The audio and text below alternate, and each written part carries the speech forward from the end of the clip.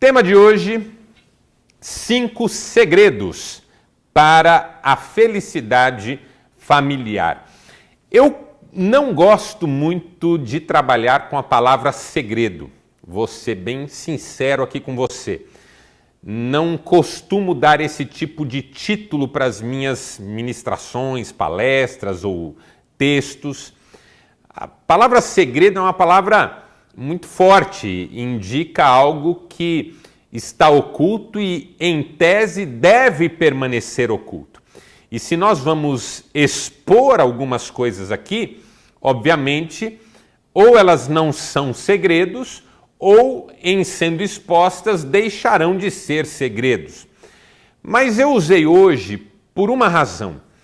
Porque, quando se fala em felicidade, a impressão que às vezes a gente tem é que existe um caminho, mas parece que ele não está claro diante dos nossos olhos. Porque quem é que não quer ser feliz? Quem é que não quer viver uma vida plena?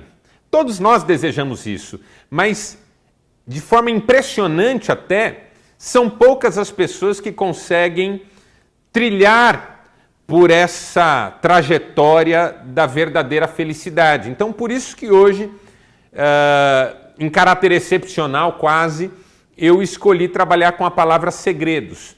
Porque é como se eu fosse falar algo que no fundo você sabe, mas de um modo ou de outro fica um pouco oculto ou um pouco distante, quem sabe afastado do seu campo de visão.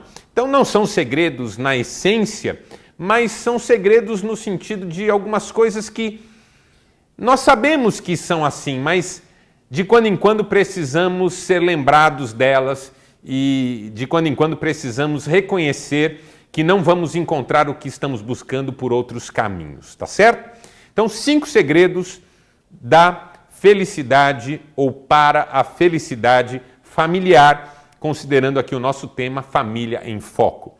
E o texto base para a nossa reflexão é o Salmo 128, que é um salmo muito bonito. É um salmo da tradição familiar dos salmos, que diz o seguinte: como é feliz quem teme ao Senhor e anda em seus caminhos. Você comerá do fruto do seu trabalho e será feliz e próspero. Sua mulher será como videira frutífera em sua casa. Seus filhos serão como brotos de oliveira ao redor da sua mesa. Assim será abençoado o homem que teme ao Senhor. Que o Senhor o abençoe desde Sião, para que você veja a prosperidade de Jerusalém todos os dias da sua vida, e veja os filhos dos seus filhos. Haja paz em Israel. Até aqui, graças a Deus por essa palavra.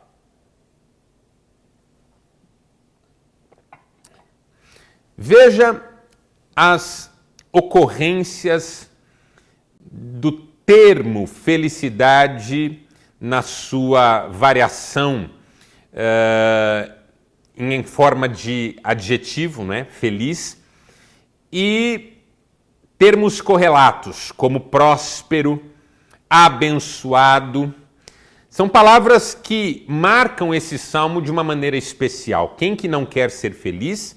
Quem que não quer ser próspero? Quem que não quer ser abençoado? Agora, qual é o segredo ou quais são os segredos para essa vida plena que todos queremos, mas nem todos sentimos que alcançamos ou que estamos perto de alcançar? Como eu disse no tema da nossa chamada de hoje, eu vou compartilhar com você, a partir desse salmo, 5 segredos para a felicidade, tanto individual como familiar, porque toda felicidade é uma experiência de cada um com a vida, com os relacionamentos, com o mundo à sua volta. 5 segredos para que você possa viver uma vida feliz, próspera e abençoada e ainda de alguma maneira ajudar as pessoas que estão ao seu redor a encontrarem esse caminho. Primeiro segredo da felicidade é o seguinte: levar Deus a sério. Então vou repetir. primeiro segredo de felicidade consiste em levar Deus a sério. O Salmo começa dizendo como é feliz quem teme ao Senhor e anda em seus caminhos. É curioso porque nós poderíamos partir do princípio que uma pessoa que teme a Deus anda em seus caminhos. Então o Salmo está sendo redundante em dizer temer ao Senhor e andar em seus caminhos. Do ponto de vista formal, do gênero literário que os Salmos normalmente usam, nós podemos chamar essa dupla expressão de paralelismo sinonímico, quando você usa duas expressões para dizer a mesma coisa. Mas por que esse recurso é comum nos Salmos? Porque às vezes é pelo paralelismo que você consegue dar à primeira sentença o seu significado mais amplo. Então ele não é só sinonímico, ele é sintético, à medida em que ele também amplia a compreensão da primeira afirmação. A segunda afirmação serve para ampliar a compreensão da primeira. Então, quando o salmista diz, feliz o homem que teme ao Senhor, essa afirmação por si só deveria se fazer compreender.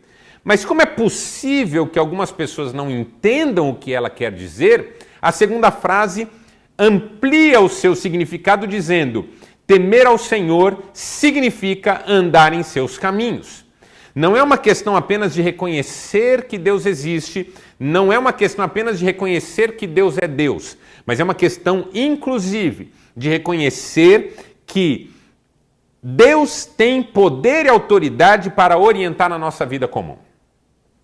Ele não é apenas um ser poderoso e transcendente, mas ele também é um ser revestido de autoridade, majestoso, que reina e que participa, intervindo, transformando e orientando a minha vida nesse mundo, a minha vida na imanência dessa realidade, a minha vida comum.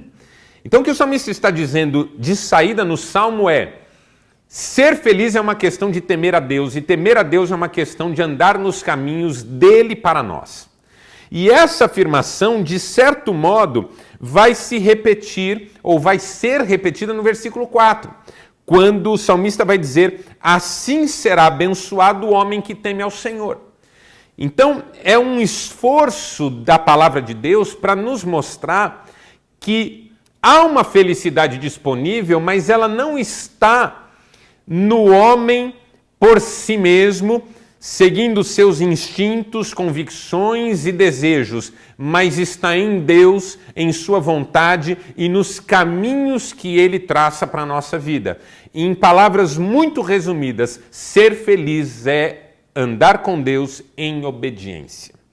Por isso, eu traduzi o segredo da felicidade nessa frase. Ser feliz é levar Deus a sério. Deus nos leva a sério, mas nem sempre nós o levamos a sério. Porque você pode dizer que respeita muito uma pessoa, mas jamais se deixar influenciar por ela. Ah, acho tão bonito aquele irmão da igreja, ele é tão crente, ele é tão dedicado, mas em nada eu tento me espelhar nele para viver a vida como ele a vive. Então, esse meu respeito é, na verdade, uma fala vazia.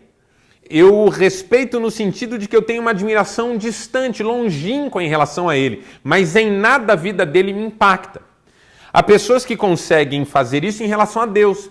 Ah, como eu amo a Deus. Ah, como Deus é bom. Ah, eu não sou ninguém sem Deus. Mas o desejo de Deus, a vontade de Deus, a orientação de Deus para a vida continuam sendo desconsiderados, descartados, negligenciados e assim por diante. Primeiro passo para que você seja verdadeiramente feliz é reconhecer, compreender, entender e aceitar de uma vez por todas que a felicidade não depende de você. Não é uma questão entre você e você mesmo, mas é uma questão entre você e Deus. A felicidade está em pertencer a Deus, em encontrar na presença de Deus o propósito para a existência, em cumprir um chamado e em andar nos caminhos que Deus nos oferece, até para que essa felicidade seja experimentada de fato. Por quê? Porque uma coisa que a gente descobre, aprende no convívio com as pessoas em geral, é que a maioria das pessoas que assumiu a sua própria vida e resolveu fazer dela o que bem entendia, hoje está num caminho de insatisfação, de infelicidade, de arrependimentos, remorsos gigantesco. Por quê? Porque não há, acho que aqui está a grande questão que eu quero compartilhar com você hoje, não há felicidade fora do relacionamento com Deus. Não há felicidade para a criatura longe do Criador. É um contrassenso. Não há como sermos plenos afastados daquele que nos criou e nos conhece bem.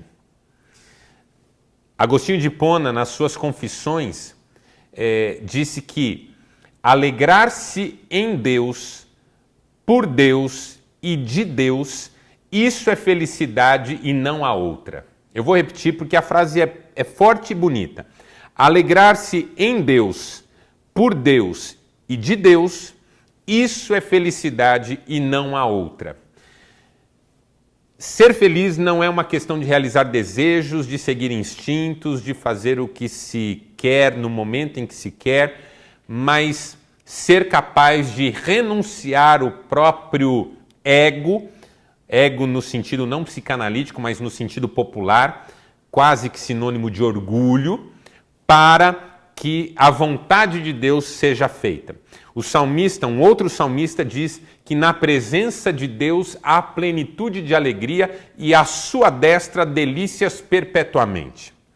Esse salmo que nós lemos insiste nisso e nesse aspecto ele é um irmão quase gêmeo do Salmo 1, que diz: feliz o homem que não anda segundo o conselho dos ímpios, não se detém no caminho dos pecadores, nem se assenta na roda dos escarnecedores, antes tem o seu prazer na lei do Senhor e na sua lei medita de dia e de noite, porque esse homem será como uma árvore plantada junto a ribeiros de águas, que dá o seu fruto na estação própria e cujas folhas não murcham, e tudo que ele fizer prosperará. Veja, felicidade, prosperidade, bênção, são termos que aparecem no Salmo 1 e no Salmo 128. Não há felicidade fora de Deus. Então, o primeiro segredo da felicidade, levar Deus a sério. Como é que eu levo Deus a sério? Andando em seus caminhos. Como é que eu ando nos caminhos de Deus? Vivendo de modo semelhante a Jesus. Jesus disse: quem me vê a mim, vê o Pai. Quem quer andar nos caminhos de Deus, anda nos passos de Jesus. A vida de Jesus se torna a referência absoluta da vida daqueles que querem ser felizes de fato. Esse é o primeiro ponto. Segundo segredo da felicidade é trabalhar com satisfação. Levar Deus a sério é o primeiro e mais importante segredo. O segundo, trabalhar com satisfação, ou seja, encontrar no trabalho uma realização de quem agora, tendo um encontro com Deus, tendo um relacionamento com Deus, vai dedicar a sua vida a cooperar com Deus na transformação do mundo. Porque isso é trabalho de um ponto de vista bíblico. Eu gosto de uma definição que foi dada também, já vi essa definição em vários textos, mas ela está presente também no livro do pastor Ed René Kivitz, Vivendo com Propósitos, onde ele diz que trabalhar é cooperar com Deus para colocar ordem no caos. É uma maneira de ver muito interessante e muito bíblica, porque o homem não começa a trabalhar depois do pecado e da expulsão dele do jardim. O homem começa a trabalhar no jardim, no contexto da perfeição do jardim, onde Deus o colocou o homem para o cultivar e o guardar. Ou seja, o homem tinha uma dupla função. O homem tinha um trabalho dobrado no bom sentido. Ele tinha que cultivar o jardim, porque uma uma verdade sobre jardins que é diferente de matas, é que a mata tanto melhor é, quanto menos o homem se aproxima dela. Mas o jardim tanto melhor é, quanto mais cultivado. A mata entregue a si mesma fica esplendorosa, maravilhosa, melhor que o homem se afaste totalmente. Mas o jardim entregue a si mesmo perde completamente a sua característica de jardim. Deixe o jardim da sua casa por conta e você verá daqui 2 anos como ele estará. Em nada lembrará aquele jardim que você idealizou. Por isso que eu gosto de comparar o casamento a um jardim. Ministérios são como jardim. Eles precisam de cultivo, de cuidado, de trato. Dá trabalho ter coisa boa na vida da gente. A gente não pode achar que por si só se resolve. Ah, não, meu casamento é bom, a gente se vira. Não, tem que cultivar. Deus colocou o homem no centro do jardim, primeiro para o cultivar e segundo para o guardar. Por quê? Porque tudo aquilo que é importante, bonito, maravilhoso, sofre algum tipo de ameaça. A ameaça do jardim original tem a ver, dentre outras coisas, com a própria presença da tentação, do tentador, não é? Que a própria Bíblia vai apresentar na sequência como o diabo, a antiga serpente. Ou seja, há uma ameaça sempre presente àquilo que é bom, importante, precisa ser cultivado e precisa ser protegido. Então o trabalho do homem nasce no Éden, não nasce fora do Éden. Trabalhar é participar da criação. Trabalhar é entender que Deus criou, mas comissionou o homem para continuar criando, recriando, cultivando, guardando, protegendo e usando tudo aquilo para a glória de Deus. Então o trabalho é muito importante na nossa intimidade com Deus. O problema é que o trabalho na nossa geração virou, primeiro, tortura, e daí a nossa palavra trabalho, que vem do latim tripalium, que era um instrumento de tortura, e a relação direta e total do trabalho com a renda. Razão pela qual muita gente é insatisfeita no trabalho, não pelo trabalho, mas porque não sente que ganha do trabalho aquilo que deveria ganhar. Então a nossa relação com o trabalho foi muito prejudicada. Mas o trabalho na Bíblia é visto com bons olhos. O Eclesiastes chega a dizer que trabalhar e ser feliz no trabalho é a recompensa de todo homem. É mais ou menos como cantou a Ana Carolina numa música dela que fez muito sucesso. Minha procura por si só já era o que eu queria achar. Quem é feliz no trabalho, pelo trabalho, independentemente dos resultados, tem uma felicidade que quem depende dos resultados nem sempre tem ou normalmente não tem. Por isso a frase que virou chavão, mas não deixa de ser verdadeira, que quem ama o que faz não trabalha, no sentido pejorativo, um único dia da sua vida. A ideia é, ame o que você faz e você se sentirá abençoado. O salmista do Salmo 128 pensava assim, por isso que depois dele dizer, feliz é o homem que teme ao Senhor, ele diz, feliz é o homem que come do fruto do seu trabalho, porque ele é feliz e próspero. Ou seja, há uma felicidade no trabalhar, compreendendo que se está cooperando com Deus, que não vem nem mesmo de um resultado que prescinda do trabalho, porque hoje nós somos de uma geração que quer o resultado sem o trabalho. E aí, é assim, ó, você que é pai, você que é mãe, há de concordar comigo. A pior coisa na vida de um filho é o resultado para o qual ele não colaborou em nada, ele não dá valor. Não estou dizendo que o filho tem que pagar por tudo que ele vai receber. Tem muita coisa na educação dos filhos que é da gratuidade dos pais, assim como tem muita coisa na nossa relação com Deus que é da gratuidade, ou, para usar uma palavra bíblica e teológica, da graça de Deus.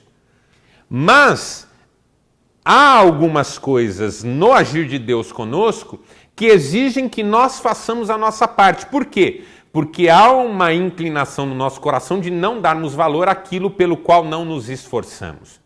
Então a gente ensina os filhos a também darem valor para as coisas, levando-os a pagar determinados preços por algumas que devem mesmo ser ensinadas nessa relação de mérito e de esforço. Por quê? Porque senão a criança vai crescer mimada, ingrata, negligente, pródiga. O que o filho fez com a herança que ele recebeu do pai em Lucas capítulo 15? Torrou. Por quê? Porque ele recebeu aquilo de mão beijada. Ele sentiu que aquilo veio fácil. O que vem fácil, vai fácil. Em quase todas as áreas da vida é assim. Então, o trabalho como bênção, o trabalho como caminho de realização, o trabalho como experiência de felicidade. De você acordar todo dia de manhã e entender que Deus te deu um chamado, que Deus te deu uma vocação, que Deus te deu uma missão a cumprir. Isso é um fator de felicidade. Eu não consigo ter isso no meu trabalho. Das duas, uma, ou vai precisar aprender a viver isso no seu trabalho, ou vai precisar mudar. Talvez você não esteja onde Deus quer você. Porque às vezes, por essa relação de custo-benefício, a gente acaba escolhendo caminhos que não são os caminhos da nossa vocação, dos nossos dons, daquilo que Deus nos chamou para ser e fazer. Então, o trabalho com satisfação é um caminho de felicidade, porque é feliz quem põe a mão na massa e diz que abençoado eu sou por poder fazer isso de forma tão bonita e que glorifique a Deus. Por isso que um trabalho que não pode glorificar a Deus não é um trabalho abençoado. Eu amo o meu trabalho. Qual que é o seu trabalho? Eu sou assassino de aluguel. Não dá. Não tem felicidade aí. Pelo óbvio, não é abençoado, não tem o carimbo, a chancela da bênção de Deus. Então, pensar sobre o trabalho numa nova dinâmica vale muito a pena. Terceiro segredo da felicidade. Desfrutar os relacionamentos. Desfrutar os relacionamentos é um segredo de felicidade. Porque, às vezes, nessa correria de vincular o trabalho com a renda, a gente trabalha demais porque não está trabalhando por amor nem por vocação, está trabalhando por dinheiro. O dinheiro não é mais uma consequência e não é mais uma bênção divina, é um alvo, é uma busca, é uma prioridade. O que acontece? Os relacionamentos são prejudicados. Veja como Deus diz, tema Deus em primeiro lugar. Trabalhe com outra cosmovisão. E aí você vai conseguir ter relacionamentos mais saudáveis. Essa é uma lógica que o salmista está usando. Você vai acertando as coisas por ordem. Não é que o trabalho vem em primeiro lugar que a família. Muito pelo contrário. É organizando a visão do trabalho que eu vou conseguir me doar e me dedicar à vida familiar como eu devo. Trabalhar é fundamental, a Bíblia valoriza muito o trabalho, mas é porque ele perdeu a sua característica espiritual que a família é que paga o pato. Então, quando eu me organizo na vida com Deus e me organizo no meu lugar no mundo, aí eu consigo organizar meus relacionamentos. É assim que o Salmo faz esse raciocínio. E aí o versículo 3 diz assim, sua mulher, e se você é mulher você pode pensar seu marido, será como videira frutífera. E os seus filhos serão como brotos de oliveira ao redor da sua mesa. Porque a coisa mais legal do mundo é uma família em que os filhos têm prazer em estar no ambiente familiar. Eu sempre conto aqui de uma família muito querida para mim, para a Cristiane, são nossos amigos muito íntimos. Todas as vezes que nós estamos com essa família, os filhos de alguma maneira estão junto. E são homens feitos, tem um que é casado, os outros ainda são solteiros, mas já são profissionais formados, são pessoas que já têm uma dinâmica de vida, mas como gostam de estar na mesa dos pais. Porque quando uma mesa é farta de amor, não falta gente para dela se alimentar. Se você tem comida na mesa, tem boca para comer. Se você tem amor na mesa, tem coração para comer. Se você tem comida na mesa, tem gente para sentar e alimentar o corpo. Se você tem amor na mesa, tem gente para sentar e alimentar a alma. Então veja, quando eu me organizo na relação com Deus e me organizo na minha relação com o meu fazer no mundo, a minha família se organiza em torno de mim e bebe dessa fonte. e me traz felicidade, porque qual não é o pai ou qual não é a mãe que olhando para a sua mesa, para a sua família, reunida em laços de amor, não se sente feliz e abençoado? Muito da infelicidade de uma pessoa tem a ver com uma família desmoronando. Muito da nossa infelicidade tem a ver com o fato de que a nossa casa não é um lugar de paz. Então o segredo da felicidade é a gente desfrutar relacionamentos saudáveis. Agora, primeiro eu preciso levar Deus a sério. Por quê? Porque tem muita coisa em mim que precisa ser curada. Segundo, a minha relação com o meu ser no mundo precisa ser melhor compreendida. E aí os meus relacionamentos vão ser beneficiados, vão ganhar com isso. Por isso, o terceiro segredo, desfrutar os relacionamentos. Porque até o que eu vejo muito nas famílias de hoje é que não é que falta tempo, falta até vontade. Falar assim que eu corro bastante, a minha mulher corre bastante, isso é verdade. Eu trabalho bastante, minha mulher trabalha bastante. Mas o tempo de qualidade que a gente tem, ele é mais do que uma questão de quantidade, é uma questão de intensidade. Por exemplo, qualquer pessoa, inclusive eu e minha mulher, dedica mais tempo, às vezes, na atividade diária do que nos relacionamentos. Mas não é isso que determina a felicidade familiar, é a qualidade desse tempo dedicado aos relacionamentos. Porque eu vou ser sincero, você trabalhou 8 horas, 9, 10 que seja, 12 que seja, chegou em casa, sentou no sofá, ligou uma televisão, não conversou com ninguém e faz parecer que você é uma vítima da sua atividade, o seu relacionamento familiar sofre. O pai que não tem tempo para brincar com os filhos, não tem tempo para brincar com os filhos, não é porque trabalha muito, mas é porque no tempo que está com os filhos, ele não tem ânimo para estar com os filhos. E essa é uma verdade. A gente tem os nossos momentos em casa e eles são péssimos. A mesma coisa vale para o relacionamento com Deus. Quantas vezes no relacionamento com Deus a gente alega a falta de tempo, mas não é tempo que falta, é qualidade na dedicação. Por quê? Porque há momentos em que eu poderia estar me dedicando a Deus e estou me dedicando a outras coisas. Enfim, segredo de felicidade, desfrutar dos relacionamentos. Quarto segredo de felicidade, cumprir um papel social. Aqui é como voltar ao ponto 2 do trabalho como satisfação, mas é mais do que isso, é entender que o bem coletivo também me faz feliz. Não é uma questão individual e nem uma questão familiar apenas, mas uma questão social comunitária. Ninguém consegue ser feliz de fato se vive em meio a uma realidade de infelicidade, privação, sofrimento, violência e injustiça. É assim, ó. Muitos de nós, nesse momento de pandemia, estamos supridos, não estamos? Mas sofremos porque sabemos que outros estão sofrendo. É natural de quem tem um coração sensível, tocado por Deus. A presença do Espírito Santo em nós nos impossibilita de sermos felizes sozinhos se houver uma infelicidade generalizada à nossa volta. Então não quer dizer que eu precise, aqui eu preciso fazer uma ressalva para você não entender errado. Não quer dizer que eu precise que todo mundo seja feliz para ser feliz. Quer dizer que a minha felicidade em Deus, comigo e nos meus relacionamentos familiares, fatalmente vai me sensibilizar para os demais. De modo que eu não conseguirei ser feliz e, ao mesmo tempo, insensível a todo mundo.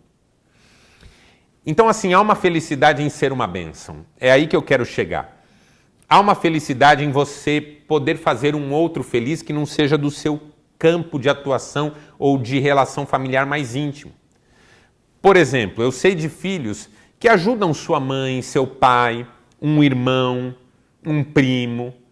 De repente você tem no contexto familiar um papel importante, mas há uma felicidade em abençoar alguém que você não conhece. Em ser responsável pela existência de um projeto que abençoa pessoas que talvez você nunca vá ver. Existe uma felicidade em participar da obra missionária no mundo. Existe uma felicidade em contribuir para uma causa. Existe uma felicidade em reconhecer que o nosso mundo não é só esse gueto em que nós nos encontramos muitas vezes confinados. Existe uma felicidade em perceber que Deus nos usa. Existe uma felicidade em saber que no céu nós seremos abraçados por pessoas que nós não conhecemos pessoalmente, mas que foram abençoadas pela nossa disposição em servir, em compartilhar, em partilhar, em dar um passo na direção de quem a gente nem conhecia. Existe uma felicidade em ser o bom samaritano. Existe uma felicidade em ser o apóstolo Paulo pregando em Éfeso. Existe uma felicidade em escrever um texto que vai abençoar pessoas que vão ler isso e que vão dizer, olha, seu texto me tirou da depressão, seu texto me tirou de um desejo suicida. Eu não sei o que Deus vai usar na sua vida para abençoar pessoas para além do seu convívio, mas eu sei que você pode viver isso porque Deus pode fazer isso através de você. E há uma felicidade nisso. Em entendermos o que Esther entendeu quando estava diante do rei, em entendermos o que Pedro entendeu quando Jesus disse, cuida das minhas ovelhas. Há uma felicidade em reconhecermos que hoje nenhum de nós sequer faz ideia do que Deus ainda é capaz de fazer através das nossas vidas. Há uma felicidade em cumprir um papel social que, em sendo cumprido espiritualmente, tem desdobramentos eternos. Um dia eu vou falar aqui sobre galardão, mas eu tenho uma convicção sobre galardão muito profunda e específica. Eu costumo dizer que galardão é abraço. Porque no céu, onde não haverá diferença de posses, onde não haverá diferença de cargos, onde não haverá diferença de intensidades, porque seremos todos filhos do Pai na mesa do Pai, a única coisa que nos diferenciará será o reconhecimento mútuo. Entende isso? No céu, o seu galardão será aquilo que está no olho do outro que olha para você. Ah, não, eu vou ter uma coroa. Que coroa? No céu só tem um rei. Ah, mas não tem os anciãos? Tem, eles depositam suas coroas diante do trono, eles se livram delas, porque o rei é um só. Não há hierarquia no céu, não há mansão celestial contra a favela celestial, não tem bairro nobre e periferia, não tem crachá. A gente tenta pôr no céu aquilo que é humano.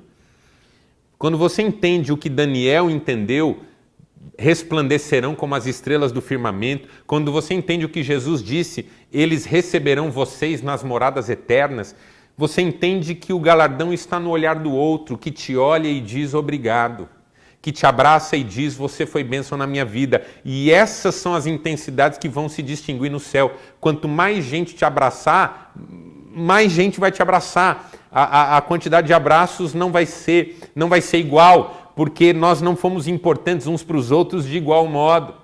Mas nada disso vai nos orgulhar, porque está no olho do outro, não está no nosso. Então, imagine a felicidade de ter muitos abraços. É disso que eu estou falando, de cumprir um papel social de modo espiritual para que ele tenha desdobramentos eternos. E, finalmente, quinto e último segredo de felicidade do Salmo 128. Ter visão de futuro. Que é o que eu estou fazendo aqui com você. Você vê como uma coisa liga na outra? Eu já antecipei aqui a questão da visão do futuro. Olhar lá para frente. Porque o salmista diz assim, verso 5, que o Senhor o abençoe desde Sião, para que você veja a prosperidade de Jerusalém. Papel social. Ou seja, a minha felicidade tem a ver com a felicidade da minha cidade, da minha região, da minha nação. E veja os filhos dos seus filhos, e haja paz em Israel. Ou seja, as gerações futuras, da minha família. Visão de futuro no sentido de olhar lá para frente. Porque se eu for a pessoa que Deus quer que eu seja hoje, não sou só eu que vou ser feliz, não são só meus filhos que vão ser abençoados, gerações adiante serão abençoadas. Quem sabe um dia a gente fale sobre isso nesse espaço também, mas eu particularmente não sou um adepto das teorias da maldição hereditária, como elas são apresentadas por aí e tal. Não é o caso agora. Mas uma coisa que eu falo sempre que eu vou fazer algum comentário sobre isso é que as escolas, chamadas escolas da maldição hereditária, não se espelham, o que é incrível, numa teoria das bênçãos hereditárias, por exemplo. Porque assim, se tem maldição hereditária, tem que ter bênção hereditária. Já que o mesmo texto que fala, visitarei a iniquidade dos pais nos filhos até terceira e quarta geração daqueles que me aborrecem, fala, e farei misericórdia até 1000 gerações daqueles que me amam e guardam os meus mandamentos. Ou seja, a bênção hereditária é mais poderosa do que a maldição hereditária. Muito mais, porque a maldição hereditária ela tem fôlego para a quarta geração. A bênção hereditária, eu não acho nada disso aqui, eu estou fazendo uma comparação para me perguntar por que não há um espelhamento nas teorias que estão por aí. Porque se for levar isso a ferro e fogo, a maldição hereditária tem fôlego até a quarta geração e a bênção hereditária tem fôlego para 1000 gerações, ela é muito mais poderosa. Só que como a gente é humano e gosta muito da tragédia, a gente foca no quê? Na maldição. A gente procura maldições para quebrar. E não fala de bênçãos. Não estou dizendo que é para falar de bênçãos e também... O que eu estou dizendo é, há uma tendência nossa para nos apegarmos a algumas coisas e esquecermos das outras. E a Bíblia deixa muito claro que quando uma pessoa anda com Deus, gerações depois dela serão beneficiadas por esse andar com Deus. Eu, você, tantos outros, somos fruto da oração de pais, de avós, de bisavós. Teve gente que pagou o preço para a gente ser quem a gente é. E Deus nos abençoa muitas vezes em função de pessoas. Por exemplo, Deus várias vezes disse que abençoava Salomão, apesar de tudo que Salomão fazia, por amor a Davi.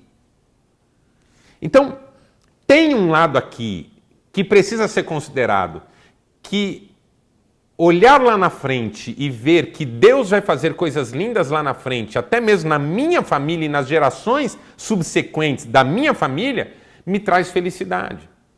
Porque aí é confiar que quando eu já não estiver mais aqui, Deus continuará cuidando dos meus. Essa é a ideia. E isso me enche de felicidade. E quando eu olho para o futuro final, então, que é o céu, que é a glória, que é a eternidade, aí é felicidade total. Amém? 5 segredos, então, de felicidade. Levar Deus a sério, trabalhar com satisfação, desfrutar os relacionamentos, cumprir o papel social e ter visão de futuro. Pense nisso, quem sabe isso te ajuda a seguir muito mais feliz. Espero que eu tenha te ajudado a desejar e a dar passos no caminho da felicidade. Muito obrigado pela sua companhia, muito obrigado pela sua audiência, muito obrigado pela sua presença, muito obrigado pelas orações, muito obrigado pelo seu carinho. Que Deus abençoe. Valeu, tchau.